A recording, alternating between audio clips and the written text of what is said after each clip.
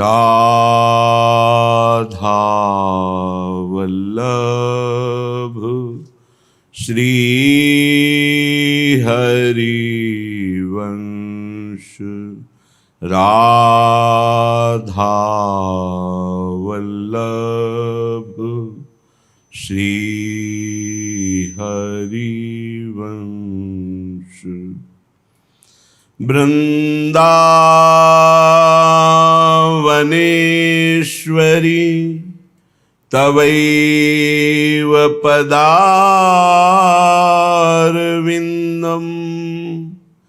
प्रेमामृतैकमकरन्द रसौघपूर्णम्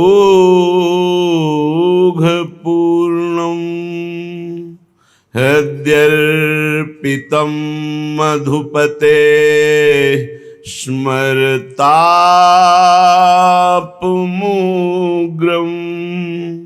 निर्वापयत् परम शीतलमाश्रयामि।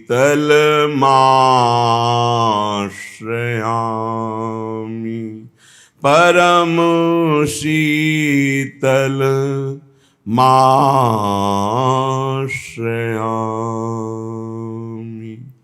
हे श्यामा श्याम, अर्पण मेरे हैं सदा तुम में जीवन प्राण। तुम ही एक आधार हो, तुम ही परम कल्याण। तुम ही मेरी परम गति, प्रीति बिना परिमाण। मिलो तुरत मेरा करो, विरह कष्ट से त्राण। हे राधा माधव, श्री राधा माधव जुगल की जय कृपा महान। जासो मैं करतो रहूं प्रेम सुधा रस पान। हे करुणामय युगल सरकार, आप ऐसी कृपा कर दो कि आपसे ऐसी प्रीति हो जाए, जीवन प्राण तन धन लोक परलोक सब विस्मृत हो जाए, केवल आपके प्रेमामृत का पान करके हर समय आपके चिंतन में छका रहूं। द्वंद्व में समता रहे, सकल विषमता खोए। पद कमलन में ही सदा मेरी ममता सगरी होए। हे करुणामय युगल सरकार, मान अपमान सुख दुख लाभ हानि शत्रु मित्र जय पराजय जन्म मृत्यु, इन द्वंद्वों में समता जागृत हो जाए। हमारे अंदर ऐसा प्रेम जागृत हो जाए कि किसी भी द्वंद्व का कोई प्रभाव ना हो और सारी की सारी ममता एकमात्र गौर श्यामल चरणारविंद में हो। हे प्रिया प्रीतम, मन सुमिरन करतो रहे, मधुर मनोहर नित्य। नाम रूप गुण को सकल तज के भोग अनित्य। भोगों की आशा का त्याग करके आपकी कृपा से आपके नाम गुण रूप लीला धाम इसी का चिंतन होता रहे। बड़ा कठिन है भोगों की आशा का त्याग करना। आशा सर्वत्र से हट जाए तो एक क्षण नहीं लगेगा स्वरूप बोध होने में। जो स्वरूप बोध होने में समय लग रहा है भगवत साक्षात्कार होने में उसका कारण है आशा, भोगों की आशा, जीने की आशा, मान प्रतिष्ठा की आशा, लोक परलोक की आशा। अगर ये आशा नष्ट हो जाए अभी भगवत साक्षात्कार हो जाए। लौकिक आशाओं का नाश ही अध्यात्म की ऊंचाई है। सेवक जी महाराज कह रहे हैं, वेद विद्या पढ़त कर्म धर्मन करत, जलप तन कलप की अवधि आनी, चारु गति छाण संसार भटकत भ्रमत, आस की पास नहीं तोरी जानी। सकल स्वार्थ करत रहत जन्मत मरत, दुख और सुख के होत मानी, छाणी जंजार कैसे न निश्चय धरत, एक किन रमत हरिवंश बानी। बहुत वेदों का ज्ञान हो चुका है, कर्म धर्मों में भी बड़े प्रवीण हो, लेकिन तुम्हें पता है तुम एक फांसी में बंधे हुए हो, आशा की फांसी। भोगों की आशा, जीने की आशा, धन की आशा, मान प्रतिष्ठा की आशा, आस की पास नहीं तोरी जानी। फिर क्या हुआ? सकल स्वार्थ करत रहत जन्मत मरत, जन्म मरण से मुक्त नहीं हो सकते। स्वार्थ की लीलाएं होंगी, चाहे जितना शास्त्र ज्ञानी हो, कर्मकांडी हो, विद्वान हो। सेवक जी महाराज के वेद विद्या पढ़त कर्म धर्मन करत, जलप तन कलप की अवधि आनी, चारु गति छाण संसार भटकत भ्रमत, आस की पास नहीं तोरी जानी। जिस समय पिंगला वैश्या विदेह राज की नगरी जनकपुर में श्रृंगार करके बैठी कि कोई पुरुष आएगा, मेरे शरीर का मूल्य चुकाएगा और मैं उस धन से सुखी होंगी। जिस पुरुष को देखती, हाँ यही आ सकता है, कोई पुरुष नहीं आया। रात्रि हो गई, खिन्न हो गई, अपनी वृत्ति से उदास हो गई। हाय, मेरे हृदय में सच्चिदानंद प्रीतम प्यारे विराजमान हैं, उनको छोड़कर नाशवान शरीरों के आसक्ति वालों से अपने सुख को चाहा। धिक्कार है मेरी बुद्धि को। आज से मैं प्रण करती हूं, कभी किसी पुरुष की आकांक्षा नहीं करूंगी, कभी किसी पुरुष के द्वारा दिए हुए भोग सुख को स्वीकार नहीं करूंगी।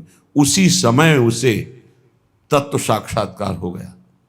उसी समय दत्तात्रेय जैसे महान अवधूत ने उसे गुरु पद में बैठाला और हरिवंश महाप्रभु ने चतुरासी जैसे रस ग्रंथ में उसका उदाहरण दिया। प्रगट पिंगला गायो, पिंगला का नाम लिया। एक क्षण में स्थिति प्राप्त हो गई तितिक्षु ब्राह्मण की। एकादश स्कंद में पढ़ना, जिस समय सबकी आशा काटी उसी समय तत्वबोध हो गया। सारी साधना है आशा का नाश करने के लिए। आशा ही परमम दुखम नैराश्यम परमम सुखम। पर कोई बहादुर गुरु कृपा पात्र ही इस फांसी को काट पाता है, नहीं भोगों की आशा में बहुत लंबा समय जीता रहता है। ये भोग चुका हूं, ये भोग लूं, ये भोग लूंगा, ऐसी आशा लोक लोकांतर की, पद प्रतिष्ठा की, धन मान आदि की, ये बहुत बहुत बड़ी बाधा है और इसे कोई समझ नहीं पाता है, समझते हुए भी नहीं समझता। अगर इस आशा की फांसी को काट दे, जाहि न चाहिए कबहु कछु, तो तुम सन सहज सने, तो बसहु निरंतर तासुर सो राउर निजगे। उसी समय भगवान का प्रकाश हृदय में हो जाए। भगवान के हृदय में रहते हुए भी हम दर्शन क्यों नहीं कर पाते? उसका कारण है इच्छा, वासना, आशा। इसका त्याग हो जाए, अभी भगवत साक्षात्कार हो जाए। साधना हो रही आशा पूर्ति की नहीं, आशा त्याग की। त्यागात् शांतिरंतरम, त्याग से तत्काल शांति प्राप्त होती है और शांत मन ही भगवान में निरंतर रमण करता है। तो मन सुमिरन कर तो रहे, मधुर मनोहर नित्य, नाम रूप गुण को सकल तज के भोग अनित्य।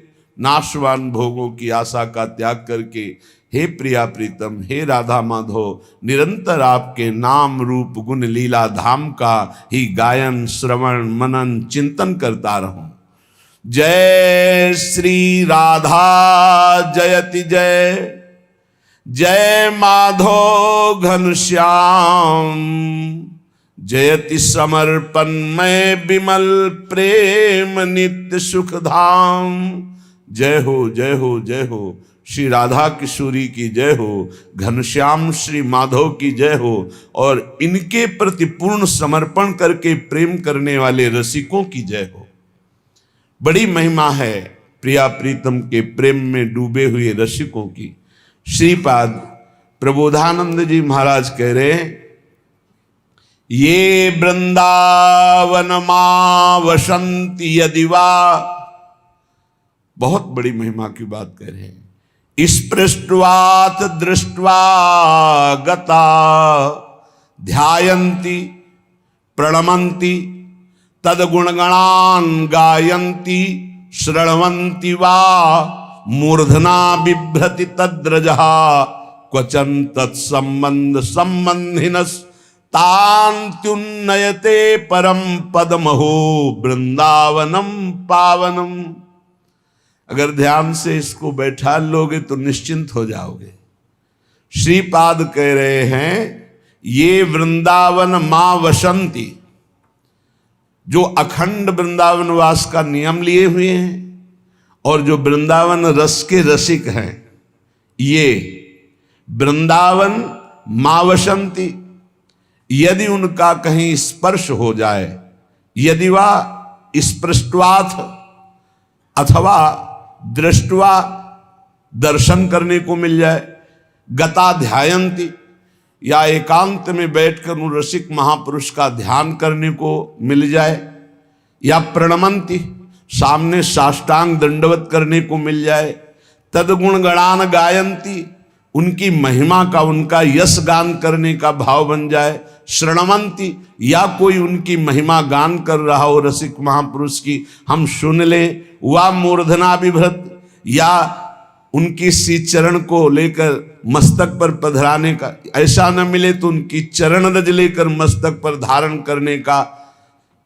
श्रीपाद कह रहे, तद्रह क्वचन तत्संबंध संबंधिन, यदि सीधे रसिक महापुरुष का संपर्क ना हो तो उनसे संपर्क करने वाले का स्पर्श हो जाए, दर्शन हो जाए, संभाषण हो जाए, या एकांत में उनका चिंतन हो जाए, तो श्रीपाद कह रहे परम पदमहो वृंदावनम पावनम, वृंदावन में विराजमान परम पवित्र रसिक महापुरुष का ध्यान, स्पर्श, संभाषण, प्रणाम, उनकी चरण रज, उनका चिंतन यदि हो रहा है तो निश्चित आपको परम पद प्राप्त हो जाएगा। देवर्षि नारद जी ने भी कहा है, मात संगस्तु दुर्लभो, बड़ा दुर्लभ है महापुरुषों का संग, पर अगम्यो यदि निर्वाह कर ले जाओ तो अमोघस्य निश्चित भगवत प्राप्ति हो जाएगी।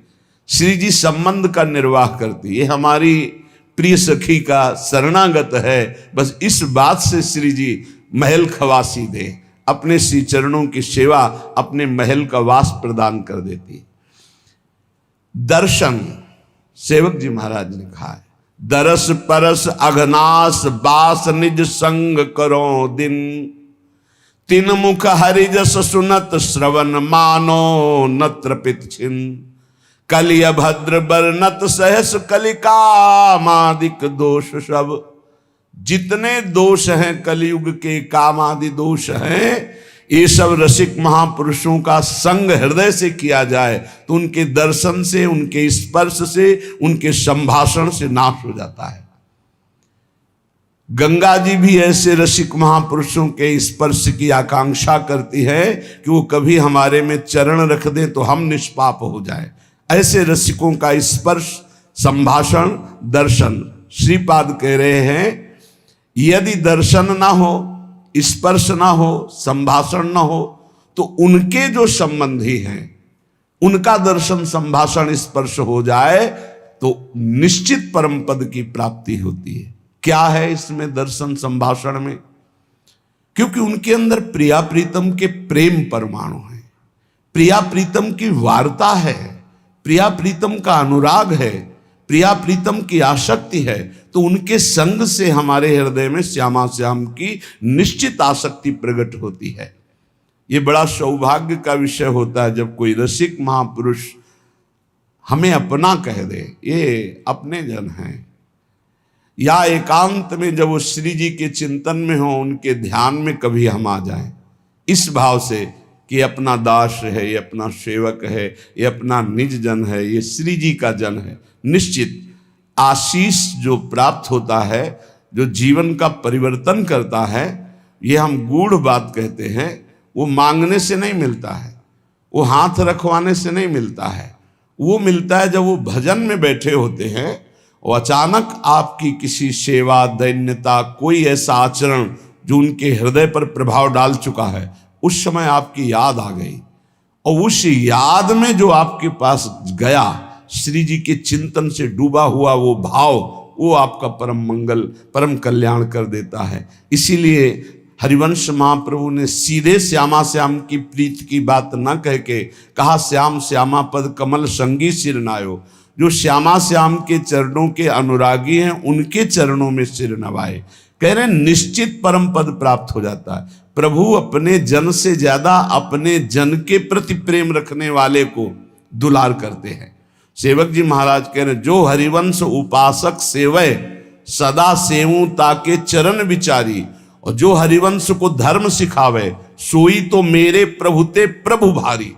वो मेरे प्रभु से भी बढ़कर प्रभु है, जो मुझे प्रभु की बात सुनाए। जिनके जाने जानिए युगल चंद सुकुमार, जिनके परिचय कराने से प्रिया प्रीतम से हमारा परिचय हुआ, हम ये जान पाए कि हमारे प्राणाधार जीवनधर राधा माधव श्यामा श्याम, उनको उनसे भी अधिक भाव करके मानना, ये निश्चित परम पद की प्राप्ति का हेतु है। श्रीपाद कह रहे, श्रीमद वृंदावन भुवि महानंद साम्राज्य कंदे, वंदेयम कंचन विरचिता मृत्युवास प्रतिज्ञम। श्री गांधर्वा रसिक तिलकौ स्वेश योग्यम यमेकम, ज्ञात्वा न्योन्यम विमशत इदम कीदृशोन्वेष भाव्यः। ये श्री वृंदावन धाम महाप्रेम का साम्राज्य स्थल है। यहां पर जो ये प्रतिज्ञा कर लेता है, वंदे यम कंचन विरचिता मृत्युवास प्रतिज्ञम, ये स्वर्णिम भूमि जो वृंदावन है, इसमें जो नियम ले लेता है कि मैं मरने तक यहां से बाहर नहीं जाऊंगा, इसके बाद कोई शरीर को क्या करे हमें कोई परवाह नहीं, पर मैं वृंदावन से बाहर नहीं जाऊंगा, इसकी बहुत बड़ी महिमा है। ये बहुत बड़ी लाभ की वृत्ति, अनंत जन्मों की हुई अपराध सब क्षमा हो जाएंगे और निश्चित भगवत प्राप्ति हो जाएगी। पहला उपाय बताया, वृंदावन रसिकों का स्पर्श, संभाषण, दर्शन, ध्यान, प्रणाम, चरण रज निश्चित परम पद प्रदान कर देती है। दूसरा उपाय बताया, सीधाम वृंदावन का आमरण व्रत ले लेना। सीधाम वृंदावन के बाहर कभी भी हम नहीं जाएंगे। कल हमसे किसी ने प्रश्न किया था कि हम कितनी सीमा माने वृंदावन की अखंडवास के लिए, तो 3 वृंदावन का वर्णन हुआ है, गोष्ठ वृंदावन, गोपी वृंदावन, नवनिभृत निकुंज वृंदावन। हम तीनों का एक साथ लेते हैं। हम ब्रज 84 कोष के अंतर्गत का वास स्वीकार करते हैं कि अगर हमें कहीं जाना है तो बस ये ब्रज 84 कोष के अंतर्गत, इसके बाहर नहीं। हम बरसाना दर्शन, नंदगांव दर्शन, गिरिराज जी दर्शन और मथुरा की भी परिक्रमा होती है। कार्तिक मास में परिक्रमा होती है। श्रीधाम वृंदावन और मथुरा ये सब परम पूज्य है। अगर मथुरा भी जाना पड़े तो ये हमारे ब्रज से कोई दूर नहीं है। परिक्रमा ब्रज 84 कोष के अंतर्गत मथुरा भी आता है। मथुरा से ही कहीं कहीं प्रारंभ होती है। जब परिक्रमा दी थी तो मथुरा से ही होकर आए हुए थे, तो मथुरा भी परिक्रमा के अंतर्गत ही आता है। तो हम जब अखंड वास लेते हैं तो 84 कोष का लेते हैं। इस 84 कोष ब्रजभूमि में हम आ जा सकते हैं। ऐसा इसमें ये भी सुविधा रहती है कि हमें कभी लाडली जी के दर्शन करना हुआ, कभी लालजू के, कभी गिरिराज जी के, तो हम उसमें बंधे नहीं, हम दर्शन कर सकते हैं जाकर। और ब्रज 84 कोष भूमि ये श्री कृष्णमय है। आमरण व्रत ले लेना, पर ये ध्यान रखना, ये व्रत लेने के बाद फिर बाहर मत जाना।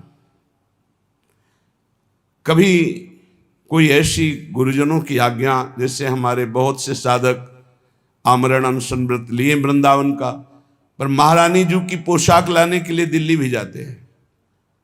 सुबह जाते हैं, शाम तक सेवा की सामग्री लेके लौट आते हैं। और ये आज से नहीं, ये पुरानी परंपरा चली आ रही। आनंदी माता जो राधा वल्लभ जी के पीछे मंदिर है, लाडली जी की साड़ी के लिए कलकत्ता गई थी और वहां से लाई थी। अपनी प्रियाजू के लिए, अपने गुरुजी के लिए, उनकी सेवा के लिए यदि हमें जाना पड़े तो हम वृंदावन के अंतर्गत ही हैं, हम वृंदावन से बाहर नहीं, क्योंकि उनकी आज्ञा में है, उनकी इच्छा में, उनकी सेवा में, उनकी आज्ञा। अपनी किसी इच्छा या अपनी किसी सेवा के लिए या अपनी किसी दुख निवृत्ति के लिए हम नहीं जाएंगे, पर गुरुजी का आदेश हो जाए तो इसी क्षण जहां वो आदेश कर दें। भगवत ऋषिक जी को गुरुदेव ने उनके आदेश कर दिया, नहीं रहना, चलो जाओ यहां से वृंदावन से बाहर। तो दो काम किए, बाहर के वृंदावन से दूर किया और अंदर वृंदावन प्रकाशित कर दिया।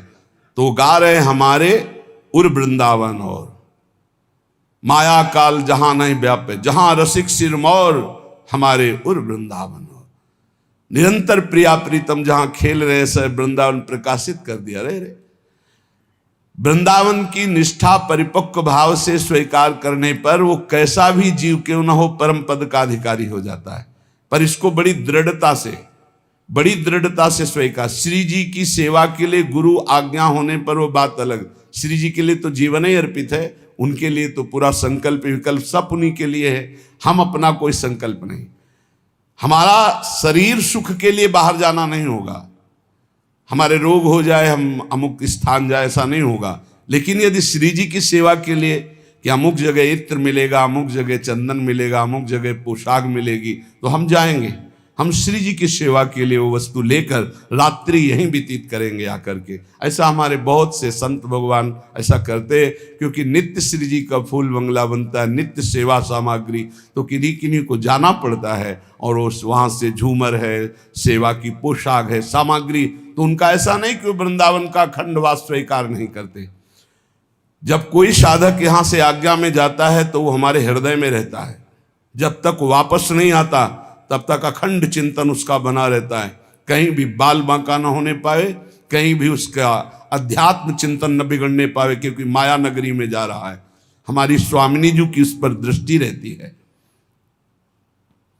श्री गांधर्वा रसिक तिलको स्वेशु योग्यम यमेकम। गांधर्वा श्री लाडली जू रसिक तिलक श्री लालजू महाराज, जो वृंदावन का अखंड वास स्वीकार कर लेता है, उसको अपने अनन्य सेवकों की गणना में श्री प्रियालाल लिख लेते हैं। केवल अनन्य वृंदावनवासी, अखंड वृंदावनवासी, ये बहुत बड़ा व्रत है, बहुत बड़ा व्रत। अंतिम जन्म है जिसका, वही ये व्रत ले। और इसका निर्वाह, बहुत कष्ट की परिस्थितियां आ सकती हैं, लेकिन टूटना नहीं। कोई भी कष्ट तुम्हें परास्त नहीं करेगा, पर तुम टूटना नहीं। अगर आमरण अनशन जैसे परीक्षित जी ने लिया तो 7 दिन में भगवत प्राप्ति कराने के लिए बिना बुलाए सुखदेव जी आ गए, बिना बुलाए। ऐसे ही आप आमरण व्रत लीजिए वृंदावन का, तो बिना किसी याचना के किसी सिद्ध रसिक महापुरुष का सानिध्य प्राप्त हो जाएगा और प्रिया प्रीतम की प्राप्ति हो जाएगी। ज्ञात्वा योन्यम विमशत इदम की दृशोन्वेश भाव्या।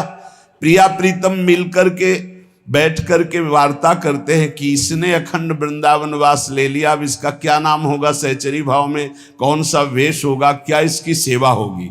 ज्ञात्वा योन्यम विमशत इदम की दृशोन्वेश भाव्या। इसको कौन सा भाव दिया जाए, इसको कौन सा वेश दिया जाए, कौन सी सेवा दी जाए। जो अखंड वृंदावन वास का नियम ले लेता है और जो आश्रय लेकर प्रिया प्रीतम का रसिकों के संग से भजन करता है, चाहे कितने भी दूर देश में रहता हो, वो भी प्रिया प्रीतम को प्राप्त होता है। हमारी प्यारी जू चंद्राणाम कोटि कोटे हृदयमिव नयन हर्ष महासच्छटा भी। जब श्री जी ये वार्ता करती से कौन सा भाव दिया जाए, कौन सा वेश दिया जाए, वार्ता करते हुए मुस्कुराती हैं। तो चंद्राणाम कोटि कोटे हृदयमिव, करोड़ करोड़ चंद्रमा एक साथ उदय हो तो जो भी चांदनी में सुख नहीं होगा वो प्रियाजू की मुस्कुराहट से होता है। प्रियाजू की मुस्कान से कोटि कोटि चंद्रमाओं की चांदनी लज्जायुक्त हो जाती है। ऐसी दंत पंक्तियां, ऐसी मुस्कुराहट, चिदानंद प्रेम मूर्ति श्री किशोरी जू। और भ्रूक्षेपाद्यर विचित्रा सृजदीव परमाश्चर्य कंदर्प कोटि। और जब प्यारी जो बात करती है तो बात करने में जो भ्रकुटी का संचालन होता है तो उस भ्रकुटी संचालन में विचित्र परमाश्चर्य जनक करोड़ करोड़ बाण संधान करने वाले कामदेवों का प्रादुर्भाव होता है। लीला पांग तरंग तैरुद भवन्नी कैक सा कोटि सा कंदर्पा पुरदर्प टंकृत महाको दंड विस्फारणा। जे ही भ्रकुटी का नर्तन होता है, बात करते समय भ्रकुटी का कटाक्ष होता है, प्यारी जी का नेत्रों का भ्रकुटी का संचालन, तो उससे एक साथ करोड़ करोड़ बाण संधान करने वाले कामदेवों का प्रादुर्भाव होता है। जिनके वचन मात्र से ऐसी प्रेम धारा, माधुर्य धारा प्रवाहित होती कि जितनी सखियां हैं सब प्रेम विकल हो जाती जब प्रियाजू बात करती लालजू से। उनकी मुस्कुराहट, उनका कटाक्ष, उनकी भ्रकुटी संचालन शीतलानंद माधुर्य रस धारा प्रवाहित करती है।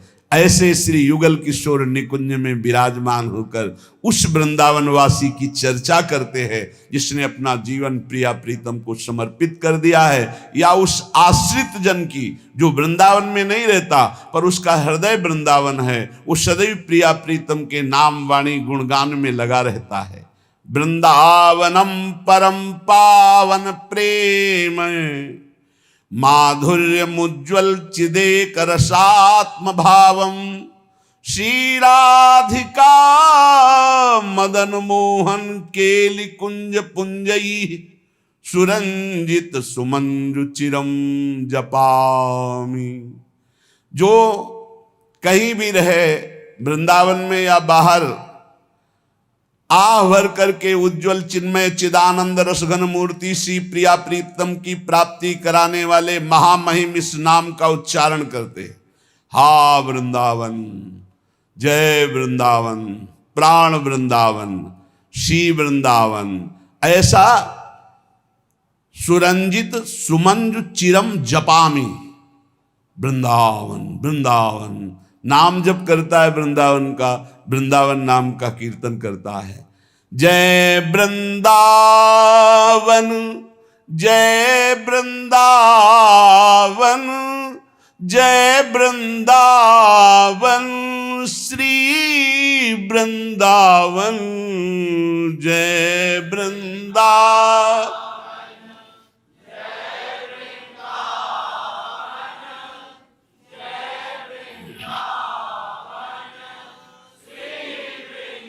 आवन जय वृंदावन, जय वृंदावन, जय वृंदावन, श्री वृंदावन, जय वृंदावन।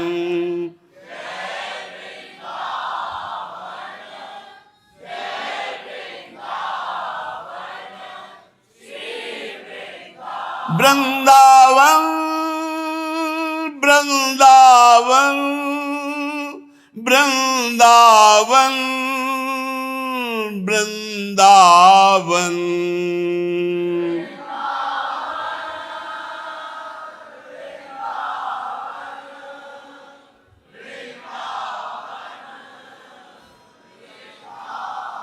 वृंदावन नाम से प्रिया प्रीतम बहुत प्रसन्न होते हैं। बोले परम पावनम, पवित्रों को भी पवित्र कर देगा। जहां बोलोगे वृंदावन वृंदावन, वृंदावनम परम पावनम, अप्रमेय है, इससे किसी का उदाहरण नहीं दिया जा सकता। माधुर्य मुज्ज्वल चिदेक रसात्म भावम श्री राधिका मदन मोहन। मुस्कुराते हैं जब कोई बोलता जय वृंदावन, प्राण वृंदावन, हा वृंदावन, तो चिरम जपामी, हे प्रिया प्रीतम ऐसी कृपा करो कि आप मुस्कुराते हैं, इसलिए हर समय मेरे हृदय से निकले वृंदावन वृंदावन वृंदावन। राधाम नित्यम परिचर हरि प्रेम सारई रगाधाम, बाधाम सर्वाम विस्मर नहीं तनुम चापराधान रक्ष। जो श्री राधा किशोरी की उपासना करता है, कौन बाधा उसे परास्त कर सकती है? राधा राधा राधा, अगाध प्रेम रस प्रदान करने वाली, अगाध संपत्ति प्रदान करने वाली श्री लाडली जी का नाम राधा। जो राधा राधा आराधना करता है तो कोई भी बाधा, कोई भी अपराध उसे छू नहीं सकता, कोई भी अपराध छू नहीं सकता। ये पक्का समझो। हरिराम व्यास जी ने कहा है, शाप ताप रोग शोक दारुण दुख हारी, ये लाल इष्ट दुष्ट दलन कुंज भवनचारी, श्याम हृदय भूषण जित दूषण हित संगी, श्री वृंदावन धूरि धूसर रास रसिक रंगी, शरणागत अभय विरद पतित पावन बाने, व्यास से अति अधम आतुर को न समाने, श्री राधा प्यारी के चरणारविंद शीतल सुखदाई। साप, किसी का साप राधा उपासक के ऊपर लागू नहीं हो सकता। जाओ मैं तुम्हें ऐसा साप देता हूं, वो लौट जाएगा, उसी के पास चला जाएगा। पक्का विश्वास कीजिए, कोई भी दैहिक दैविक भौतिक ताप स्पर्श नहीं कर सकता, और कोई चूक हो जाए तो उस पर पाप लागू नहीं होगा। साप ताप रोग, कोई भयानक प्रारब्ध आवे उसे रोग परास्त नहीं कर सकता, इसलिए कोई बाधा नहीं। जहां राधा वहां कौन सी बाधा? विश्वास कीजिए, जहां किशोरी जी के चरणारविंद का उपासना का भाव, वहां कोई बाधा परास्त नहीं करती।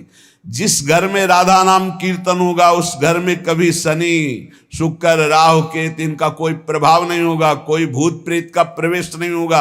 आप चाहे 15 मिनट ही सही पर नाम कीर्तन अपने घर में जरूर करें।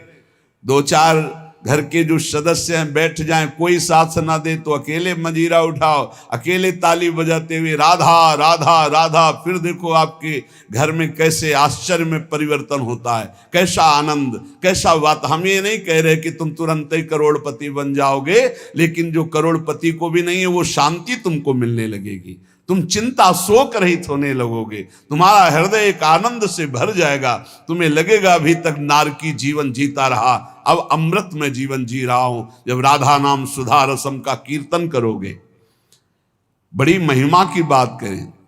तनु चापराधान न रक्ष, तू चिंता मत कर। अगर कोई अपराध बन जाता है तो तुम पर लागू ही नहीं होगा, क्योंकि राधा नाम जापक हो, राधा नाम क्षमा कर देगा। कोई अपराध इस पर, इसका मतलब ये बढ़ावा नहीं कि राधा राधा बोलो अपराध करो, ऐसा नहीं।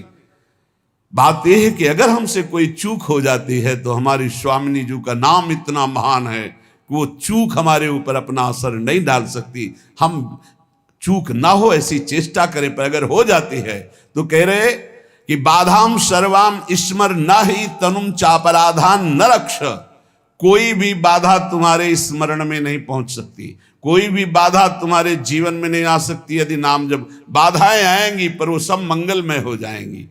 कोई भी अपराध तुम पर लागू नहीं होगा, क्योंकि तुम राधा नाम जापक हो। किशोरी जी का ऐसा प्रताप है।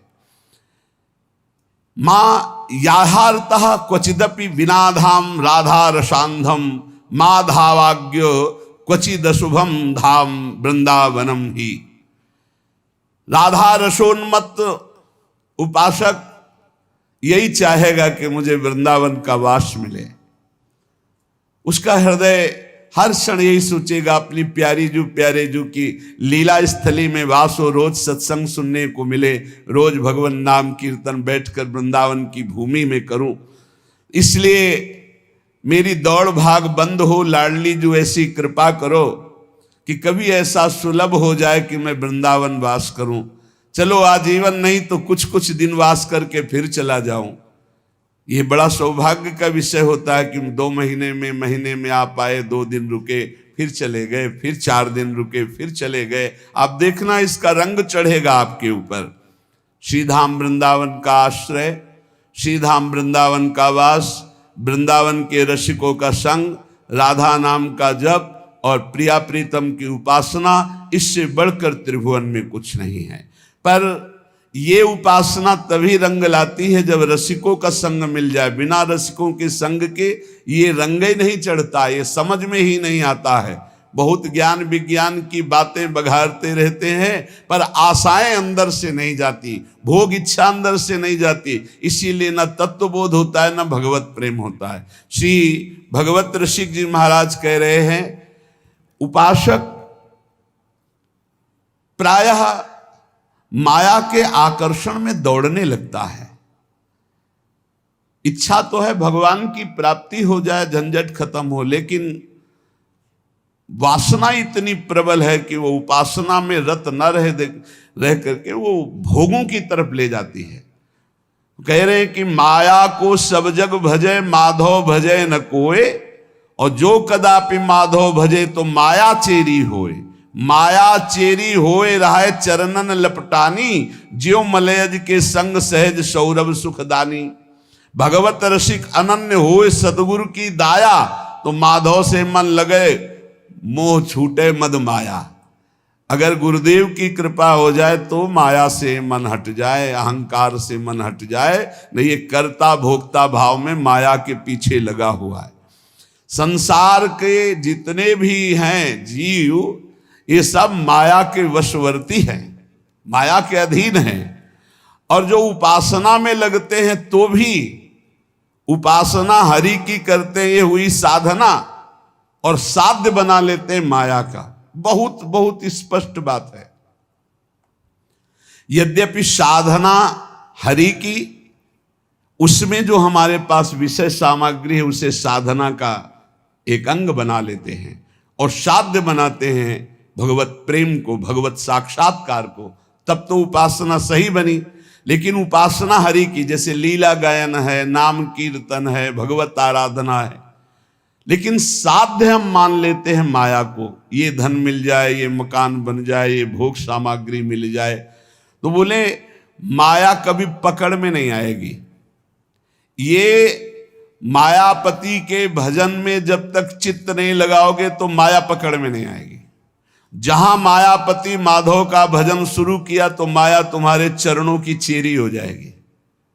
चरणों की चेरी, जो इच्छा करोगे तत्काल उसकी पूर्ति हो जाएगी। तत्काल, ये देखा, मां की तरह माया ये पोषण करने लगती है ऐसे भक्त का जो केवल भगवत आराधना में रहता है। यद्यपि उसकी कोई इच्छा नहीं, यदि कदापि इच्छा कहीं से जागृत हो जाए किसी संयोग वसात, तत्काल उसकी पूर्ति हो जाती है, क्योंकि आज्ञा कारणनी माया बन जाती है जो माधव का निरंतर भजन करता है। जैसे चंदन के आसपास के नीम और बमूल भी चंदन के भाव बिक जाते हैं, ऐसे ही हमारी कोई योग्यता नहीं, पर यदि हम प्रभु का भजन करने लगे तो हम में भागवतिक सौरभ जागृत हो जाएगा और हम महान महान भक्तों की पंक्ति में आ जाएंगे। भगवत रसिक जी कहते हैं, जो साधक अपने गुरु को प्रसन्न कर लेता है, जिसके ऊपर गुरु की कृपा दृष्टि रहती है, उसके हृदय से मोह मद माया अपने आप छूट जाती है और माया सदैव उसकी सेवा में रहती है और माधव उसके हृदय में विराजमान रहते हैं। इसलिए सच्चा उपासक वही है, आशा जिज्ञासा नहीं, नहीं आशा उपदेश, नाम रूप रसना चखनी, यह समझे को देश, या समझे को देश, सहज सब सो नहीं बोले, और बोले समयो पाए ग्रंथि संशय की खोले। भगवत रसिक अनन्य भानु लो करे प्रकाशा, हरे तिमिर अज्ञान ज्ञान दे पूजवे आशा। भगवत रसिक जी कहते हैं, उपासना के मार्ग में वही सफल हो सकता है जिसके हृदय में कोई भी आशा ना रह जाए।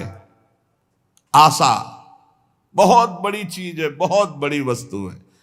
ये बड़े बड़े साधन करने पर भी आशा बनी रहती, चार लोग प्रणाम करें, चार लोग यश कीर्ति, चार सुख सामग्री एकत्रित, ये आशा बनी ही रहती है। जब तक ये आशा है तब तक भगवत साक्षात्कार नहीं।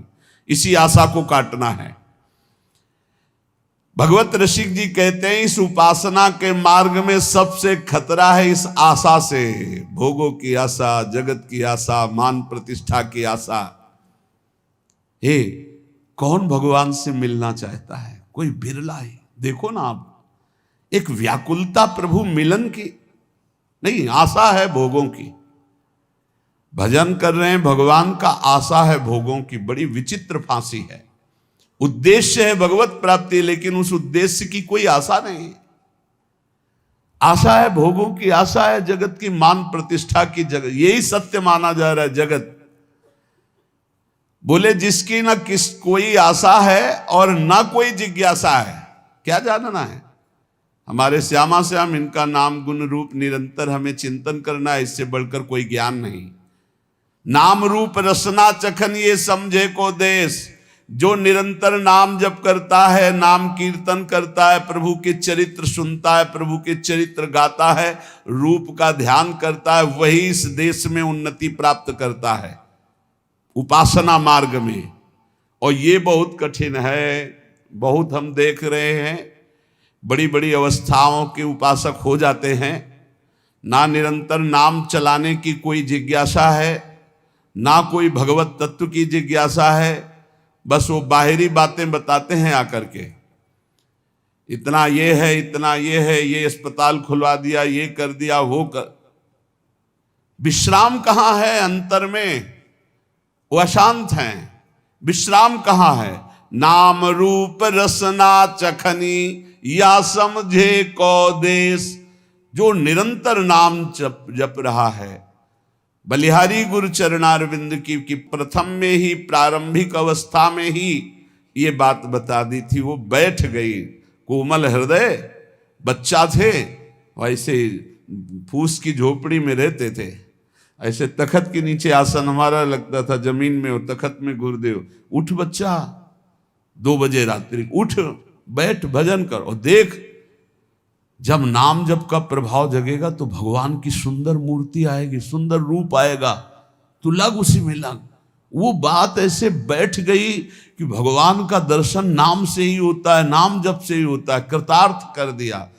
अगर वो नई अवस्था थी, जैसा उपदेश करते वैसा साधन में लगते, पर बस सब साधन करते हुए एक बात थी, एक भी श्वास खाली ना जाए भगवत स्मरण से। नाम रूप रसना चखनी ये समझे को देश। नेत्र रूप का स्वाद ले रहे हैं और हृदय में नाम चल रहा है, सब ज्ञान आ जाएगा, सब ज्ञान। कुछ समझने की बात अन्य नहीं, आशा जिज्ञासा नहीं, किसी से प्रश्न मत करो, अपने आप सब उत्तर आ जाएंगे। जब नाम जप करोगे, रूप छा जाएगा आनंद का। देखो, ये जो लोग ज्ञान की बात कह करके भगवान के नाम रूप की, वो अज्ञानी हैं। वो जानते नहीं भगवान शंकर से बड़ा कोई ज्ञानी नहीं, सनकादि से बढ़कर कोई ज्ञानी नहीं। सनकादि भी वैकुंठ दर्शन करने जाते हैं, भगवान शंकर भी दर्शन करने जाते हैं। भगवान के जहाँ जहाँ अवतार होते हैं, भगवान की लीला और भगवान का नाम जप करते हैं। पता नहीं आजकल कौन सा ज्ञान जागृत हो गया है, फंसे सब साकार में हैं। उपदेश भी साकार से हो रहा है। गुरु को प्रणाम करना, नमस्कार करना, ये साकार पूजा हो रही है और खंडन करते हैं साकार का। पता नहीं कौन सा ज्ञान है। कभी गुरु चरणों में बैठ करके समझे तो उनको समझ में आवे। नाम रूप रसना चखन ये समझे को देश। इस देश में वही सच्ची समझ जान सकता है जो हर समय नाम जप करता है, रूप का ध्यान करता है।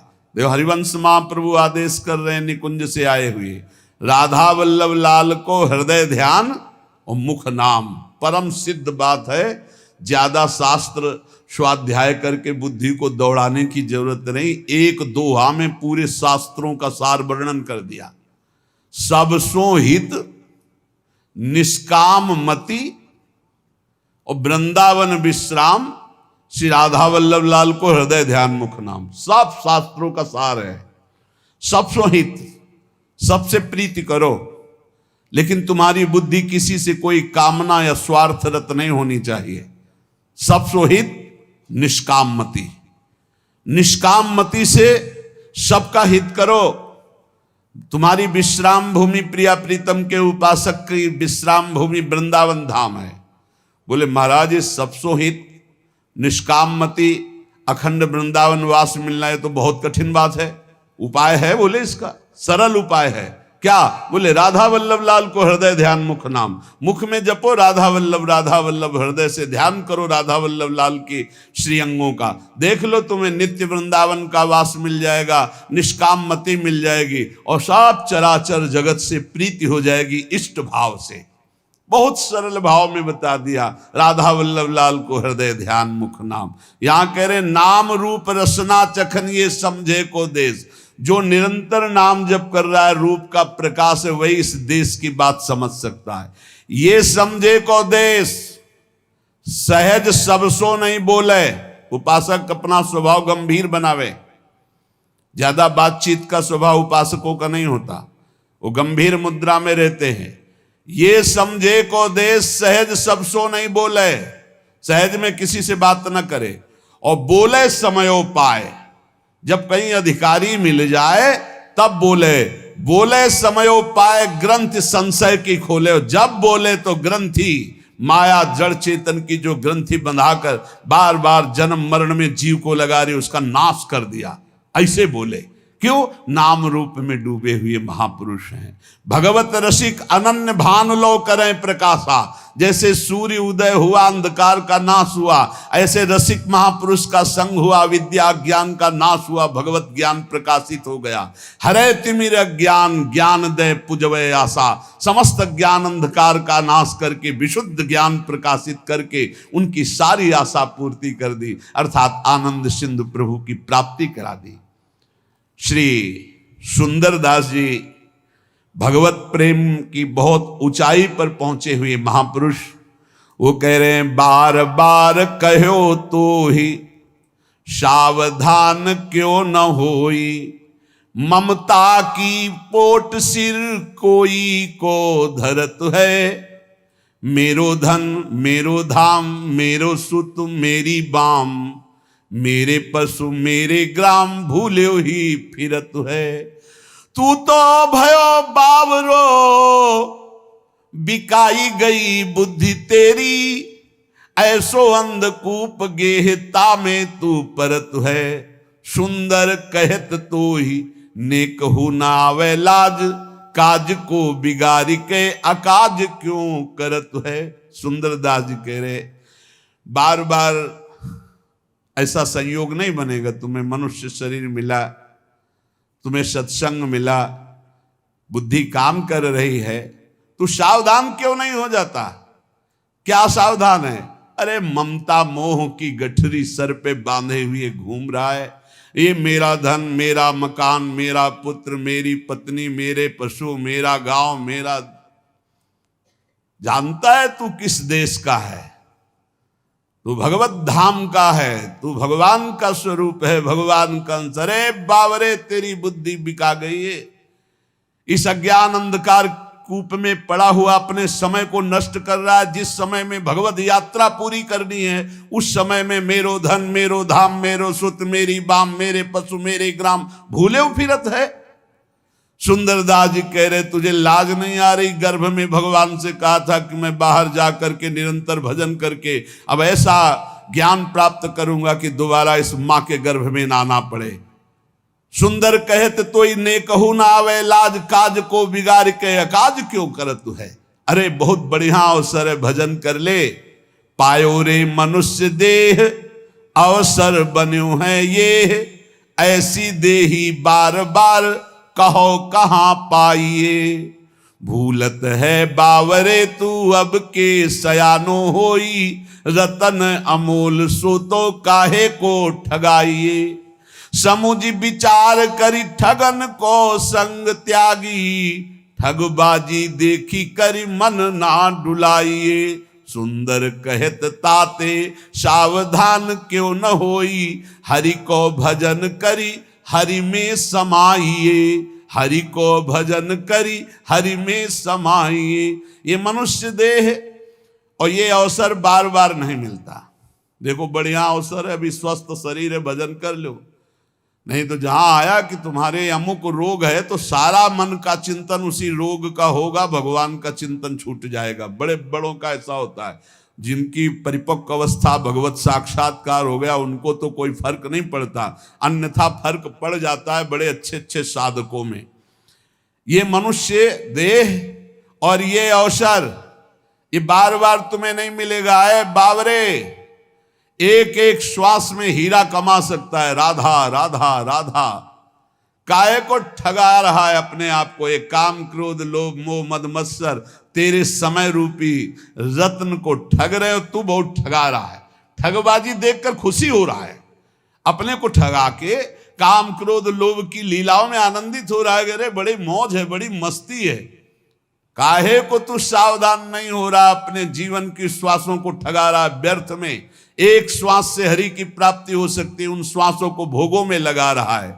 इंद्रिन के सुख मानत है सठ, याही ते बहुत दुख पावे। ज्यों जल में झक मासई लीलत, स्वाद बंध्यो जल बाहर आवे। इंद्रियों के सुख में मतवाले हो रहे हो। अरे मछली को चारा दिखाई देता है, वो कांटा नहीं दिखाई देता, वो चारे में जो लगा होता है। और जहां वो चारे को पाई तो कांटा में फंसी और जान गई। ऐसे ही तुझे इंद्री भोग दिखाई दे रहा है, लेकिन उसमें जो फसाव है, उसमें जो दुर्गति है, उसमें जो पाप है तुझे नहीं दिखाई देता है। ज्यों कपि मूठी न छाड़त है, रसना बस बंद पर्यो बिल लावे। सुंदर क्यों पहले न संहारत, जो गुड़ खाए सो कान बिंधावे। बोले एक सुराई है, उसमें छुहारा भरा है, बंदर ने ऐसे झपट करके दोनों हाथ डाल दिए, मुट्ठी बंद। अब उसको लगता है किसी ने पकड़ लिया। छुहारा छोड़ दे तो मुक्त हो जाए, लेकिन वो छुहारा छोड़ नहीं सकता, लोभवश उसको लगता है मुझे किसी ने पकड़ लिया। अब वो ऐसे झूमता रहता है और पकड़ने वाला उसको पकड़ लेता है। यद्यपि छोड़ के वो भाग सकता है पर नहीं भाग पाता। गांव में जब कान छेदन होता है तो उस बच्चे के मुख में पहले मीठा डाला जाता है, और मीठे के स्वाद में जहां मगन हुआ तक कान छेद दिया जाता है। बोले ऐसे ही माया पहले मिठाई फेंकती है, भोगों की सुख वृत्ति, और उसमें जो छेदन भेदन, उसमें जो हमारी बंधन वृत्ति प्रकट होती वो दिखाई नहीं देती। पेट ते बाहर होते ही बालक आई के मातु पयोधर पीनो। मुंह बंध्यो दिन ही दिन और तरुण भयो तीय के रस भीनो। जब गर्भ से बाहर निकले तो माता के दुग्ध पान में मगन रहे, फिर खेलने में मगन हुए, जवानी हुई तो स्त्री में मगन हो गए। तरुण भयो तीय के रस भीनो, और पुत्र प्रपुत्र बंध्यो परिवार, सो ऐसे ही भांति गए पन तीनों। एक भगत जी बहुत सत्संग करते थे, सब कार्य हो गए, बोले बस एक बिटिया रह गई है, इसका ब्याह कर ले, मतलब अखंड वृंदावन वास और खूब भजन करेंगे महाराज, बस कुछ दिनों की बात है। बिटिया का ब्याह हो गया, बिटिया के लड़का का ब्याह हो गया। अब आए थे तो ऐसे हो गए थे कि बस अब कब उस सैया पर शयन कर जाएं भगवान। फिर भी लड़का का लड़का गोद में लिए उसको, दुलार कहा अभी आए थे बीच, बस अब जब आदेश करो तब आ जाएंगे। और हर बार जब मिलते कहते हैं आदेश करो, 2-4 साल के लिए डुबकी मार के फिर नाती पनाती। जब वो छोटा सा बालक गोद में बैठ के बोलता है ना बाबा, तो लगता है कि वाह वाह जिंदगी की कमाई यही है। तोतरी बोली में जब बोलता है ना वाह वाह बाबा, तो बाबा समझते हैं ये कह रहा वाह वाह जिंदगी की कमाई प्राप्त कर। अब वो तोतरी बोली, और घर परिवार के जब कि अगर हम दरवाजे पे नहीं बैठेंगे ना तो सब बर्बाद कर देंगे लड़के, और मरते दम तक वहीं दरवाजे पर बैठे खखारते रहते हैं और मर के चले जाते हैं, लौट के कुत्ता बन के फिर वही बैठते हैं आकर के। सच्ची मानिए ये जीवन की ऐसी माया की फांसी है, अगर सत्संग को मान लो चल दो तो बच जाओगे, नहीं तो बंधते रहोगे। कह रहे जब बच्चा प्रकट हुआ तो माता के पयोधर से खेलता है दुग्ध पान करके, फिर वो खिलौनों से खेलता है, फिर जवान हुआ तो स्त्री से खेलता है, फिर पुत्र पौत्र, और फिर मर के फिर जन्म फिर मरण, यही चक्र चल रहा है। जन्म सिरान्यो जाई भजन विमुख सठ, काहे को भवन कूप बिन बीच मरे है। गहत अविद्या जानी सुख नलिनी ज्यों मूड, कर्म और विकर्म करे करत ना डरे है। तेरा जन्म व्यतीत होता जा रहा है, अविद्या रूपी कुआं घर में खोद दिया, उसी में मरेगा तू। ये मेरी पत्नी, मेरा पुत्र, ये मेरा मेरा मेरा, बोले ऐसी अविद्या बांधे हुई जैसे नलिनी में सुख बंध जाता है। वो जैसे पंखा घुमाते हैं ना, एक पोला होता है, ऐसे रस्सी में कई पोले डाल दिए जाते हैं, उनमें लाशा लगाकर चारा दाना रख दिया जाता है, तो उतारता है, ऐसे बैठता है, वो फौरन घूम जाता है वजन पड़ते ही। अब वो समझ गया कि मैं बंध गया, अब वो और जोर से पकड़ लेता है उसको। कुछ नहीं है, वो उड़ जाए, लेकिन वो उड़ता नहीं, फड़फड़ा करके पंजे से जोर से पकड़ लेता है, क्योंकि उल्टा हो जाता है। अब वो सोचता है अगर मैंने छोड़ा तो मर गया, अगर छोड़ दे तो मुक्त हो जाए। ऐसे ही पुत्र की आसक्ति, बहू की आसक्ति, कैसे तुम्हें बतावें। जिसने जीवन में भगवान को से अपनापन नहीं किया, बुढ़ापे में नहीं कर सकता। बुढ़ापे में बहू याद आती है, लड़का की बहू, और बच्चे याद आते हैं, वो कैसे बोल रही थी, बस यही चिंतन चलता रहे, वो लड़का कैसे बोल रहा था। ये बुढ़े अवस्था में सारी की सारी चित्तवृत्ति घोर ममता और भोगों में फंस जाती है, घोर ममता भोगों में। एक परिवार ने कहा, अभी हमारा भी मन होता है वृंदावन आके भजन करें, आदेश है, हम तो रोज चिल्लाते रहते हैं। भाई हम तो जीवन भर एक साथ रहे हैं, और आप सुनते हैं कि आप अलग अलग कर देते हो, तो हम कहा नहीं, आओ डबल बेड की व्यवस्था हम करेंगे।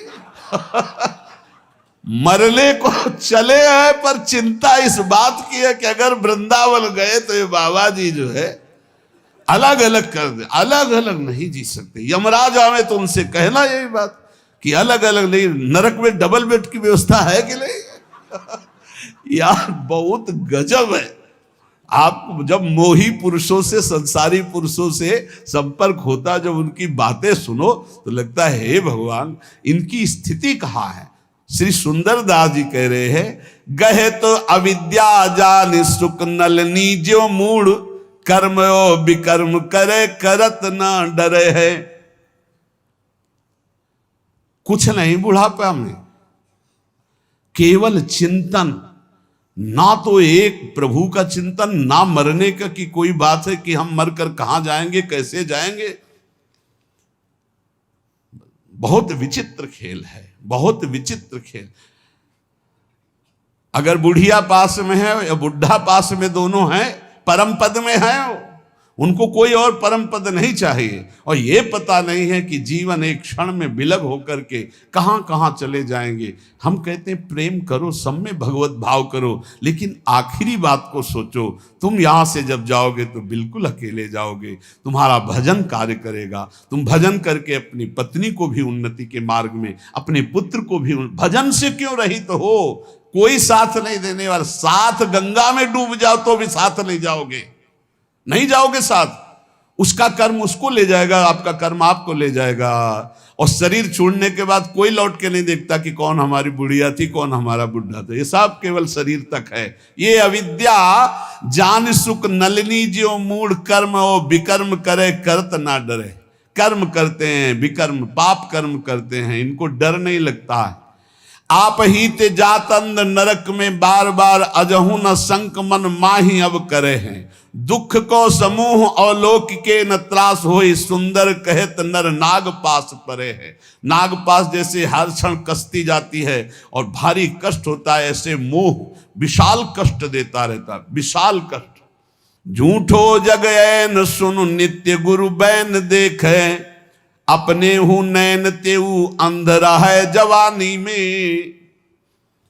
ये झूठा संसार है, ये तब जान सकते हो जब गुरु की शरण में होकर उनकी बताई हुई उपासना से अपने चित्त को पावन करोगे तो तुम्हें दिखाई देगा। उमा कहूं मैं अनुभव अपना, सत हरि भजन जगत सब सपना। कह रहे अपने नेत्र हैं लेकिन दिखाई नहीं दे रहा, जवानी में अंधा होकर पाप कर्म करता रहा। केते राव राजा रंक भय रहे चले गए, मिल गए धूरी माही केवल लिखे हैं कहानी में। सुंदर कहते अब ताहि ना सुरत आवे, चेते क्यों न मूड चित लाए हिरदानी में। भूले जन दाव जात लोह कैसो ताव जात, आयु जात ऐसे जैसे नाव जात पानी में। जैसे पानी में नाव में छेद हो जाए तो वो पानी ऊपर चढ़ने लगता है, बट डूबने वाली नाव हो जाती है। ऐसे ही जो भगवान का भजन नहीं करते, पाप बढ़ता जाता है, जिंदगानी पूरी होती चली जाती है और डूब जाएंगे वो नरक में जाके। इसलिए जगमग पग तज सज भज राम नाम, काम क्रोध तन मन घेरी घेरी मारिए। इस संसार रूपी राह में चलने वाले राहगीर का सबसे बड़ा अंगरक्षक है भगवान का नाम। यदि नाम जब चल रहा है तो राह में जितने ठग हैं सब भाग जाएंगे, नजदीक नहीं आएंगे। यदि नाम जप नहीं चल रहा तो काम क्रोध तन मन घेरी घेरी मारिए। इस संसार रूपी राह में काम क्रोध लोभ मोह मद मत्सर ये घेर घेर कर तुम्हारे तन को तुम्हारे मन को जर्जर कर देंगे। झूठ मूठ हट त्याग जाग भाग, सुनि पुनि गुण ज्ञान आनि आन वारी वारी डारिए। ये झूठी मूठी का नाटक मत करो ज्ञान का। झूठी मूठी ज्ञान के नाटक से तुम माया पर विजय प्राप्त नहीं कर सकते। कागज की तलवार से सेना पर विजय प्राप्त नहीं की जा सकती। कागजी किताबी ज्ञान से माया पर विजय प्राप्त नहीं की जा सकती। इसलिए जो तत्वबोध करा दे वही ज्ञान, जो भगवत प्रेम करा दे वही भक्ति। नहीं तो झूठ मूठ का आडंबर बनाने से, स्वांग बनाने से माया पर विजय प्राप्त नहीं होती। गहिता ही जाहि शेष ईश शशि सुर नर, और बात हेतु तात फेरी फेरी जाइए। सुंदर दर्द खोई धोई धोई बार बार, सार संग रंग अंग हेरी हेरी धारिए। कह रहे उनको पकड़ो। भगवान शेष 2000 जिभ्या से जिनका गुणगान करते हैं, भगवान ईश शंकर भगवान जिनका गुणगान करते हैं, बड़े बड़े देवता बड़े बड़े महाभागवत जिनका यश गान करते हैं, उन भगवान श्री हरि के चरणों का आश्रय लो। बार बार मन को संसार से हटाकर हरि में लगाओ, सब दुख दर्द हट जाएंगे, सब पाप धो जाएंगे और तुम निरंतर सुख में डूब जाओगे। पर यह होता है संत और सदगुरु की शरण में जाने पर। श्री सुंदरदास जी कह रहे हैं कि सुंदर कहत सोई सन को महाईश, सोई गुरुदेव जाके दूसरी न बात है। गुरु साक्षात परब्रह्म तस्मै श्री गुरुवे नमः। इनसे बड़ा कोई ईश्वर नहीं। पर कौन गुरुदेव? बोले सोई गुरुदेव जाके दूसरी न बात है। केवल इष्ट, रुपया पैसा मकान समाज ये वो नहीं।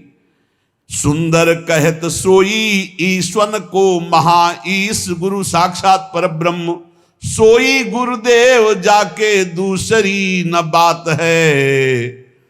केवल अपने इष्ट की चर्चा, बस मौन, वही गुरुदेव। जिनके संग से भगवान में प्रीति हो, जिनके संग से भगवान नाम में रुचि हो, जिनके संग से दोष नष्ट होने लगे, वही गुरुदेव। अगर ऐसे गुरुदेव मिल गए तो वो ईश के ईश हैं। गुरु बिन ज्ञान नहीं, गुरु बिन ध्यान नहीं, गुरु बिन आत्म विचार ना लहत है। गुरु बिन प्रेम नहीं, गुरु बिन नेम नहीं, गुरु बिन सीलहु संतोष ना गहत है। गुरु बिन प्यास नहीं, बुद्धि को प्रकाश नहीं, भ्रम को विनाश नहीं, संशय रहत है। गुरु बिन बाट नहीं, कौड़ी बिन हाट नहीं। सुंदर प्रगट लोक वेद यूं कहत है। गुरु के प्रसाद बुद्धि उत्तम दशा को गहे, गुरु के प्रसाद भव दुख बिसराइए। जिसने गुरुदेव का वर्णन नहीं किया उसको शुद्ध ज्ञान, शुद्ध ध्यान, शुद्ध प्रेम, आत्मविचार ये नहीं प्राप्त हो सकता। जिसका नियमावली, दिनचर्या गुरु के अनुसार चलती, उसी के हृदय में प्रेम, शीतल, संतोष प्रकट होता है। गुरु के बिना भगवत दर्शन की प्यास नहीं जगती। गुरु की कृपा के बिना बुद्धि में ज्ञान का प्रकाश नहीं होता, भ्रम का विनाश नहीं होता, संशय बना रहता है। गुरु के बिना सतमार्ग का रास्ता ही नहीं मिलता। जैसे पूरी बाजार में घूमे और रुपया नहीं तो कुछ नहीं, ऐसे गुरु नहीं तो परमार्थ की बातें बकलो, लेकिन परमार्थ का रास्ता ही नहीं मिलेगा। सुंदरदास जी कहते, गुरु के प्रसाद से ही उत्तम बुद्धि का प्रकाश होता है और गुरु के प्रसाद से ही भव दुख का विनाश होता है। कैसे गुरु? परिभाषा, काहू सो न रोष, तोष काहू सो न राग द्वेष, काहू सो न बैर भाव, काहू सो न घात है, काहू सो न बकवाद, काहू सो नहीं विषाद, काहू सो न संग न तो काहू पक्षपात है, काहू सो न दुष्ट बैन, काहू सो न लेन देन, ब्रह्म को विचार कछु और ना सुहात है। ऐसे गुरुदेव, किसी से रोष नहीं, किसी से तोष नहीं, किसी से राग नहीं, किसी से द्वेष नहीं, किसी से वैर नहीं, किसी के प्रति प्रहार नहीं, कोई बकवाद नहीं, कोई विषाद नहीं, किसी का संग नहीं, कोई पक्षपात नहीं, कभी दुष्ट वाणी नहीं, किसी से कुछ लेना देना नहीं, हर समय भगवत विचार में डूबे रहते। ऐसे सद्गुरुदेव होते। श्री सुंदरदास जी कहते, संत सदा उपदेश बतावत, केस सबे सिर श्वेत भय है, तू ममता अजहू नहीं छाणत, मौत हुआ संदेश दे है। बोले, कान के समीप के बाल जब सफेद होने लगे तो मानो कान में आके कहते हैं कि जरा अवस्था आ रही है, अब मृत्यु अवस्था आने वाली है, अब तो भजन कर लो। आज की काल चले उठ मूरग, तेरे तो देखत केते गए हैं, सुंदर क्यों नहीं राम संभारत, या जग में कहो कौन रहे हैं। कितनों को फूंक आए हो राम नाम सत्य कह के बोल के, तुम्हारा भी नंबर आने वाला है, तुम क्यों नहीं भजन रूपी धन एकत्रित कर रहे हो। अरे मूर्ख, इस जग में आकर कौन स्थायी रहा है। इन नेत्रों का यही फल है। एक घड़ी ही सही, 24 मिनट ही सही, भगवान के ध्यान में तो डूबना आ जाए, भर नेत्र प्रभु को देखना तो आ जाए। बोले, नैनन की पल ही पल में छिन, आदि घड़ी घटिका जो गई है। एक एक मिनट जा रहा है। अगर 24 घंटे में 24 मिनट नाम के ध्यान में, नाम कीर्तन में, नाम जप में, प्रभु के ध्यान में जा रहा है तो वही जीवन सार्थक समझो। अरे 24 मिनट दे दो ईमानदारी से, एकाग्रता पूर्वक। लेकिन नहीं, बस संसार के भोग, रुपया पैसा, खान पान, यही जीवन। एक बार मांग के बताओ तुम्हें कितना मिल जाए कि तुम कभी ना चाहो। एक बार एक बात बोल दो कि बस ये मिल जाए तो हमें लगता है कोई नहीं बोल पाएगा।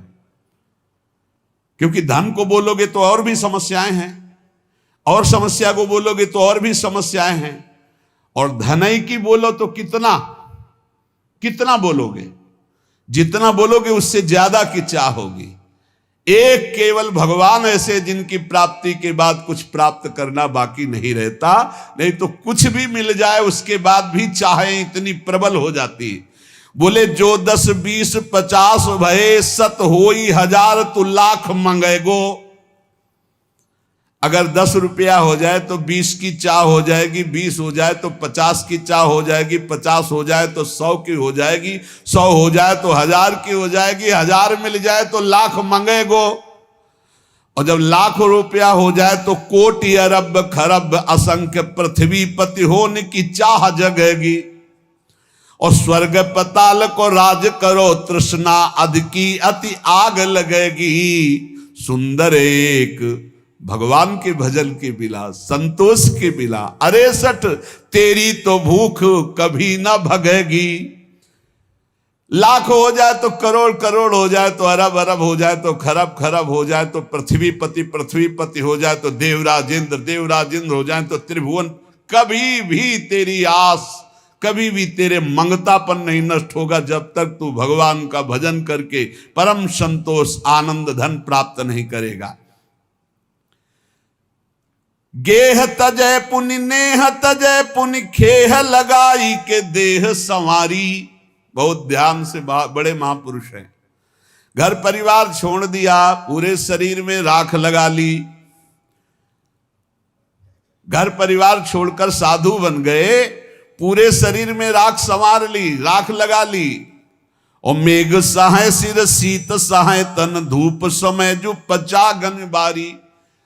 पंचाग्नि ताप रहा है, कोई खुले शरीर से सर्दी गर्मी बरसात सह रहा है, और भूख सहाय कोई भूखा रह रहा है, रही रूख तरे कोई पेड़ के नीचे रह रहा है।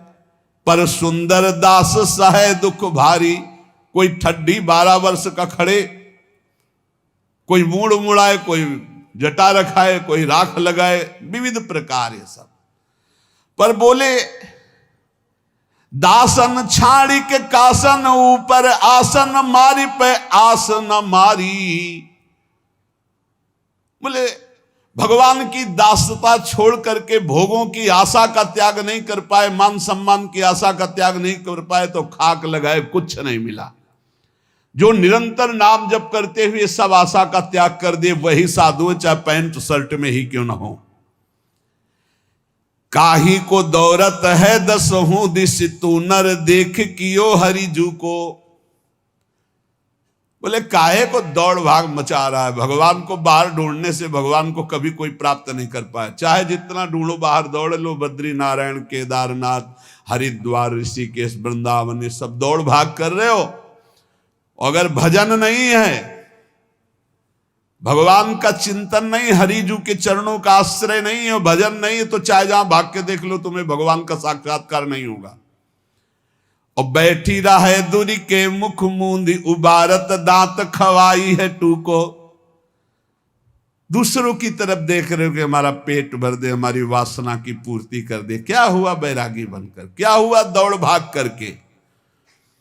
तुम्हें उसका भरोसा नहीं है जो गर्भ में प्रतिपाल करी जिन होई रहो तब ही जड़ मुंह को। सुंदर क्यों बिललात फिरे अब राख हृदय विश्वास प्रभु को।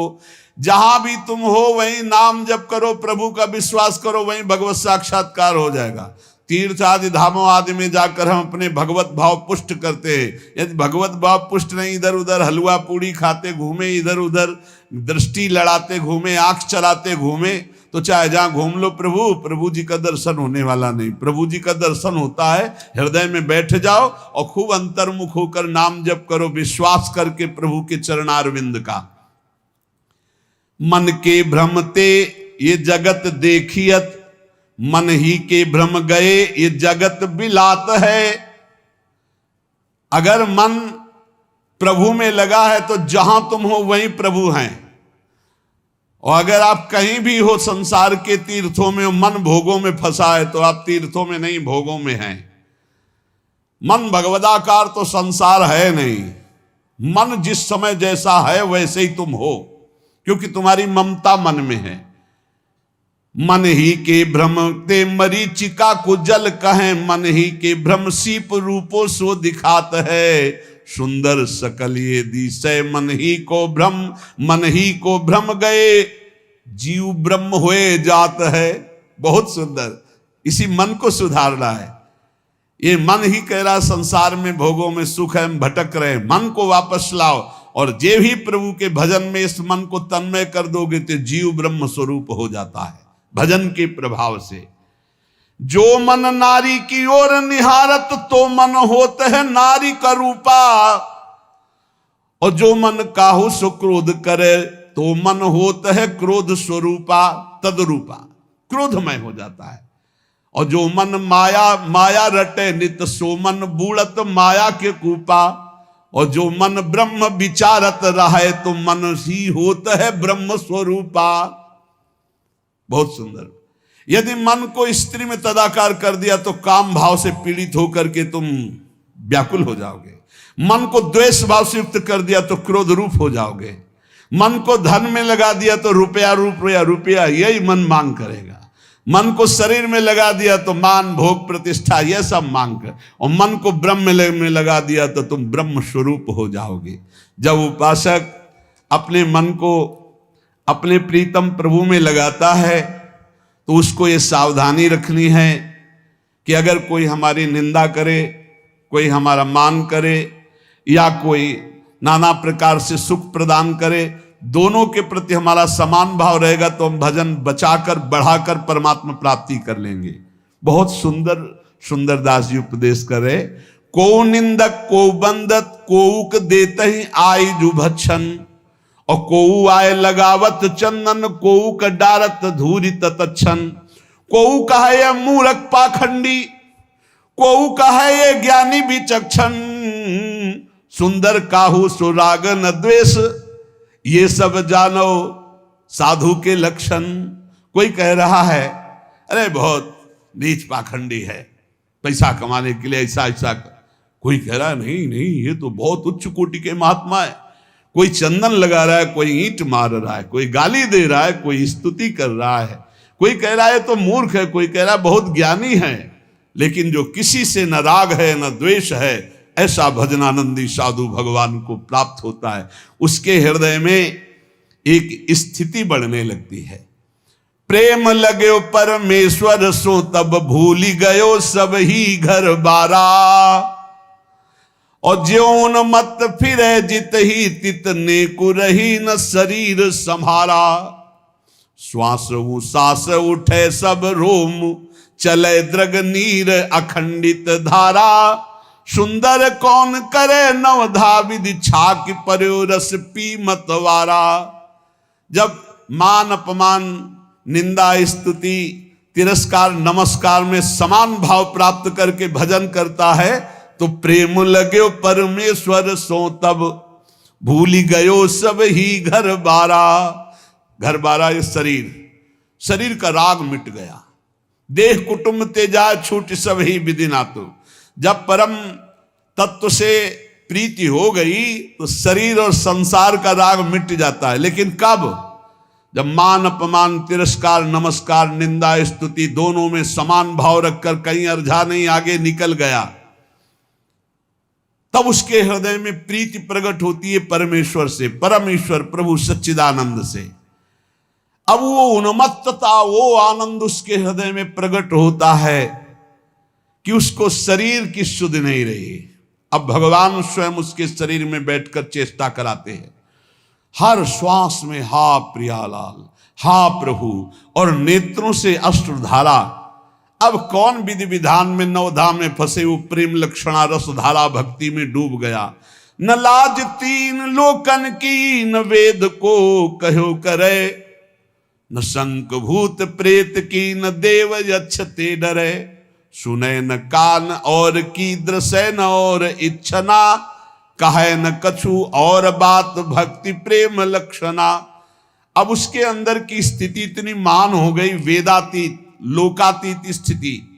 ना उसको भूत प्रेत की शंका है, ना किसी देव यक्षते डर है, ना वेद का ना लोक का, ना किसी को बात कहता है न किसी की बात सुनता है। प्रेम में भरा हुआ अपने इष्ट देव के रूप छके घूमत रहे तन को तनिक न भान। प्रेम अधीनो छा क्यों डोले, क्योंकि क्यों ही बानी बोले। और जैसे गोपी भूली देहा, ताको चाहे जासो नेहा। जिससे नेह लगा उसी में संपूर्ण अंतःकरण समा गया। ब्रह्म नहीं माया नहीं, नहीं जीव नहीं काल, अपनी सुदिना रही एक रहो नंदलाल। जैसे गोपी देह भाव रहित केवल श्री कृष्ण में, ऐसे ही उपासक अपने आराध्य देव में स्थित हो जाता है। उसके हृदय की दशा प्रतिपल मिले होने पर भी नीर बिनु मीन दुखी, क्षीर बिनु शिशु जैसे, पीर जाके औषधि बिनु कैसे रहे हो जात है। उस प्रेमी की दशा कैसी होती है? जैसे मछली बिना पानी के, जैसे छोटा बच्चा अपनी माता का दुग्ध पान करता है तो जब दुग्ध नहीं मिलता तो कैसे व्याकुल होता है, ऐसे जैसे भारी पीड़ा बिना औषधि के सही जाए।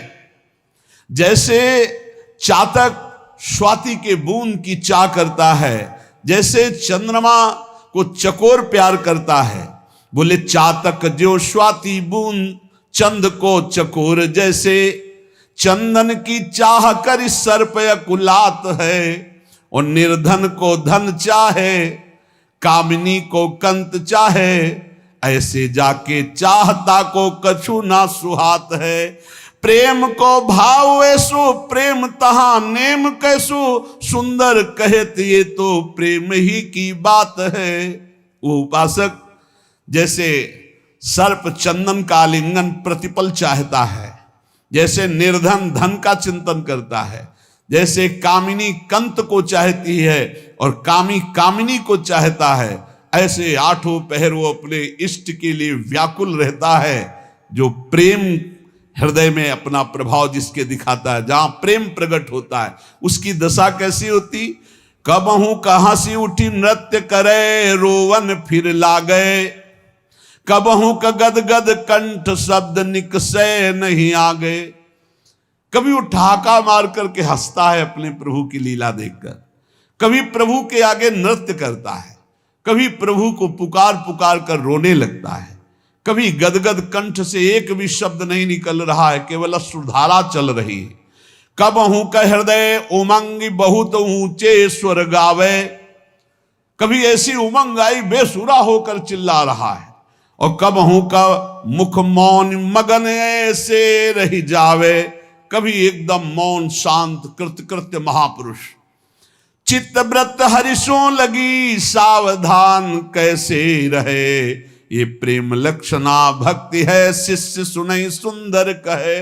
सुंदर दास जी कहते हैं ये दशा उसकी इसलिए हो गई कि चित्त रूपी वृत्ति हरि के चरणों में समर्पित हो गई।